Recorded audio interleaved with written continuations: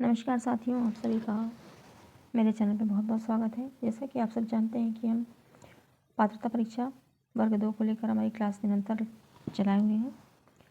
पात्रता परीक्षा 2026 वर्ग 2 की हिंदी साहित्य की है, तीसरी क्लास है, जिसमें हम आदिकाल के महत्वपूर्ण प्रश्न 2 क्लास में कर चुके हैं और आज ये हमारी आदिकाल की तीसरी क्लास है।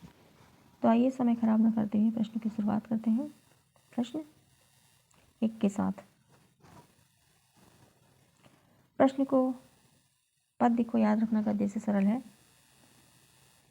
पद्य को याद रखना गद्य से सरल है। प्रत्येक जाति का साहित्य काव्य के रूप में जन्म लेता है। उपरोक्त कथन किसका है?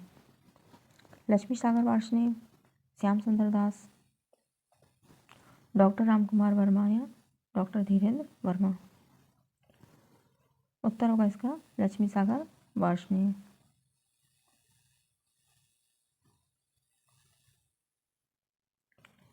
इस्तवार द लिटरेचर ये हिंदुस्तानी का हिंदी में अनुवाद किया था इन्होंने 1953 में, हिंदी साहित्य का इतिहास नाम से। प्रश्न 2। The modern vernacular literature of Hindustan का हिंदी भाषा में अनुवाद हिंदी साहित्य का प्रथम इतिहास नाम से किसने किया था? The modern vernacular literature of Hindustan का हिंदी भाषा में अनुवाद हिंदी साहित्य का प्रथम इतिहास के नाम से किसने किया था? लक्ष्मी सागर वार्ष्णेय, भागीरथ मिश्र, किशोरी लाल गुप्त या रामकुमार वर्मा? सही उत्तर होगा इसका किशोरी लाल गुप्त। हिंदी भाषा को इन्होंने, ये मॉडर्न की लिखी हुई है, ग्रियर्सन की लिखी हुई, माफ़ कीजिए, ग्रियर्सन की। उन्होंने हिंदी भाषा को अंग्रेजों द्वारा आविष्कृत माना था। इन्होंने हिंदी भाषा को अंग्रेजों द्वारा आविष्कृत माना था ग्रियर्सन जी ने, और भक्ति काल को इन्होंने स्वर्ण युग कहा था। प्रश्न 3। गोरखनाथ के गुरु का नाम बताइए जिनका गोरखनाथ ने उद्धार किया था। गोरखनाथ के गुरु का नाम जिनका उद्धार इन्होंने किया था। मतिशेंद्रनाथ, भरतनाथ, मत्स्यनाथ, जालंधर नाथ या नेमिनाथ? उत्तर होगा मतिशेंद्रनाथ।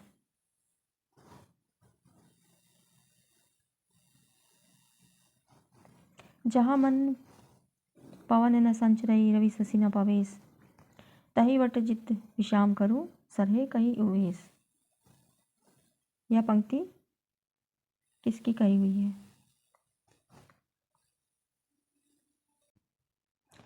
सरहपा, शालिभद्र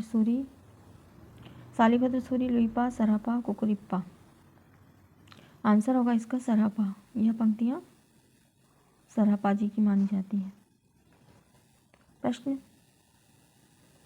5। उत्तर मीमांसा वेदांत के प्रवर्तक हैं।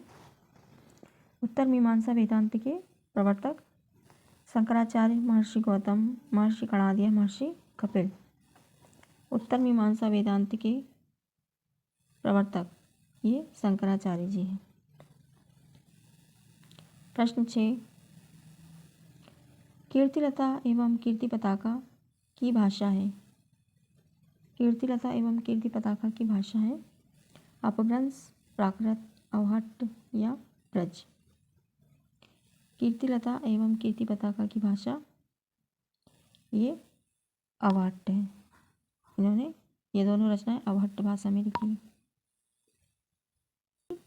और कीर्ति पताका की 1403 में की थी। इन्हें 16 प्रकार की उपाधियां प्राप्त थी। पुरुष परीक्षा इनकी संस्कृत भाषा में थी। शिव के उपासक थे और कृष्ण को काव्य का विषय बनाने वाले पहले कवि थे। कृष्ण को काव्य का विषय बनाने वाले पहले कवि थे। प्रश्न 7। आचार्य शुक्ल ने नाथपंथियों की भाषा मानी है। आचार्य शुक्ल ने नाथपंथियों की भाषा मानी खड़ी बोली, ब्रज, सतुक कड़ी या राजस्थानी। रामचंद्र शुक्ल ने नाथपंथियों की भाषा को सदुकड़ी भाषा कहा है। प्रश्न 8, अब्दुल रहमान कृत संदेश रासों में कुल कितने छंद हैं? अब्दुल रहमान कृत संदेश रासों में कुल कितने छंद हैं? 122, 216, 125 या 115? अब्दुल रहमान कृत संदेश रासों में कुल 216 छंद हैं। 216 छंद हैं। हजारी प्रसाद द्विवेदी ने इन्हें हिंदी का प्रथम कवि माना है। ये मुस्लिम कवि थे। निम्न में से किस रचना में राजमती की विरह गाथा का वर्णन किया गया है? निम्न में से किस रचना में राजमती की विरह गाथा का वर्णन किया गया है? विसलदेव रासो, हमीर रासो, विजयपाल रासो या कुमार रासो? उत्तर होगा इसका विसलदेव रासो। प्रश्न 10, किस जैन कवि ने स्वयं को अभिमान मेरु कहा है? किस जैन कवि ने स्वयं को अभिमान मेरु की संज्ञा दी है? सुमतिगण, पुष्पदंत, स्वयंभू या सरपा? उत्तर होगा पुष्पदंत। ये हिंदी का व्यास भी कहा जाता है। ये 10वीं शताब्दी के माने जाते हैं। इन्हें पुण्य या पुष्प कवि भी कहा जाता है। अपभ्रंश का वेद व्यास कहा जाता है इन्हें। अपभ्रंश का भवभूति भी कहा जाता है। विसलदेव रासों में कितने छंद हैं? विसलदेव रासों में कुल 125, 225, 216, 123। विसलदेव रासों में कुल 125 छंद हैं। ये नरपति नाल की रचना है। नरपति नाल की रचना है ये। 125 में छंद है और 1155 की ये रचना है। 1155 ईस्वी और 1212 ये विक्रम संवत। ये एक वियोग प्रधान रचना है। वियोग प्रधान रचना है। प्रश्न 12, पृथ्वीराज रासो की रचना सुख समीत संवाद के रूप में किसने मानी है? पृथ्वीराज रासो की रचना सुख की संवाद के रूप में किसने मानी है? हजारी प्रसाद द्विवेदी, रामचंद्र शुक्ल, रामविलास शर्मा या महावीर प्रसाद द्विवेदी? पृथ्वीराज रासो की रचना सुख की संवाद के रूप में हजारी प्रसाद द्विवेदी जी ने मानी है। प्रश्न 13, निम्न में से कौन सा उपनाम विद्यापति का है? मैथिल कोकिल, कविशेखर, अभिनव जयदेव या उपरोक्त सभी? कौन सा उपनाम विद्यापति का है? ये उत्तर होगा इसका उपरोक्त सभी ने। मैथिल कोकिल, कविशेखर, अभिनव जयदेव इन सब उपाधियां से सम्मानित थी। सितार और तबला का आविष्कार किसने किया? सितार और तबला का आविष्कार किसने किया?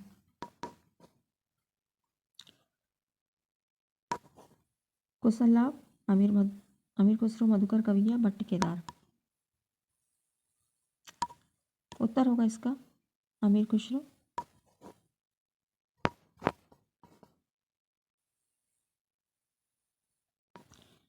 इन्हें तोताए हिंद भी कहा गया है। तोताए हिंद।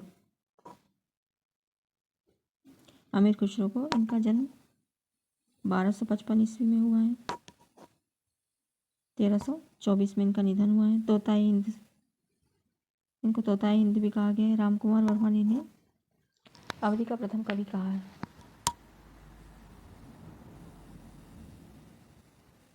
प्रश्न 15,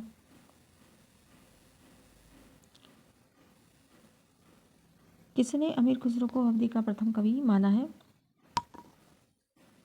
गणपति चंद्रगुप्त, रामस्वरूप चतुर्वेदी, रामकुमार वर्मा, हजारी प्रसाद द्विवेदी? ये ऊपर हमने यहाँ भी पढ़ा ही है कि रामकुमार वर्मा ने अमीर खुसरो को अवधि का प्रथम कवि माना है। प्रश्न 16, सिद्धों की भाषा को सांधिमाता सिद्धों की भाषा को सांध्य भाषा किसने माना है? हजारी प्रसाद द्विवेदी, राम कुमार वर्मा, आचार्य शुक्ल या डॉक्टर नगेंद्र। सिद्धों की भाषा को सांध्य भाषा ये आचार्य शुक्ल जी ने कहा था। प्रश्न 17, प्रथम बार किस रचना में नक्सिक वर्णन किया गया है? उक्ति व्यक्ति प्रकरण, राउरवेल, वर्ण रत्नाकर, पुरुष परीक्षा। प्रथम बार किस रचना में नक्सिक वर्णन किया गया? ये राउरवेल, इरोड़ा कवि की रचना है। उक्ति व्यक्ति प्रकरण ये दामोदर शर्मा की रचना है। पुरुष परीक्षा ये संस्कृत में लिखी विद्यापति की रचना है। नेमिनाथ रास में किसका वर्णन है? नेमिनाथ रास में श्री कृष्णा, श्री राम, तीर्थंकर, नेमिनाथ, ब्रह्मा। नेमिनाथ रास में श्री कृष्ण का वर्णन किया गया है। प्रश्न 19, जैन साहित्य का लोकप्रिय रूप कौन सा है?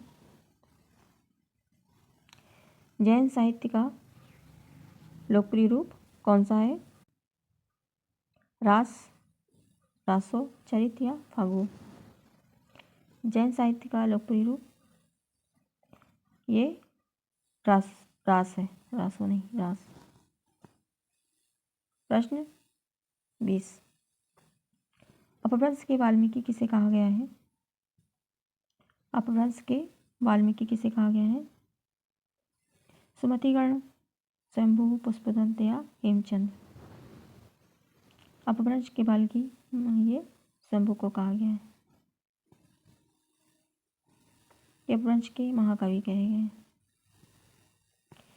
साहित्य का इतिहास दर्शन पुस्तक के रचनाकार हैं नलिन विलोचन शर्मा, रामस्वरूप चतुर्वेदी, गणपति चंद्रगुप्त, नंद दुलारे वाजपेयी। साहित्य का इतिहास दर्शन पुस्तक के रचनाकार हैं नलिन विलोचन शर्मा। प्रश्न अगला, कुमारपाल चरित रचना के रचनाकार कौन है? हेमचंद, राम सिंह, सोमप्रभु सूरी या शालिभद्र सूरी? कुमारपाल चरित के रचनाकार हैं सोमप्रभु सूरी। तो ये थे दोस्तों आज के कुछ महत्वपूर्ण प्रश्न। अगली क्लास में हम फिर मिलेंगे, तब तक के नमस्कार। प्रश्न तो इसमें बहुत है अभी, पर क्लास कुछ ज़्यादा लंबी हो जाएगी। प्रश्न तो लगभग 40-45 के समथिंग है, पर हम ये अगली क्लास में करेंगे। तब तक के लिए नमस्कार, धन्यवाद।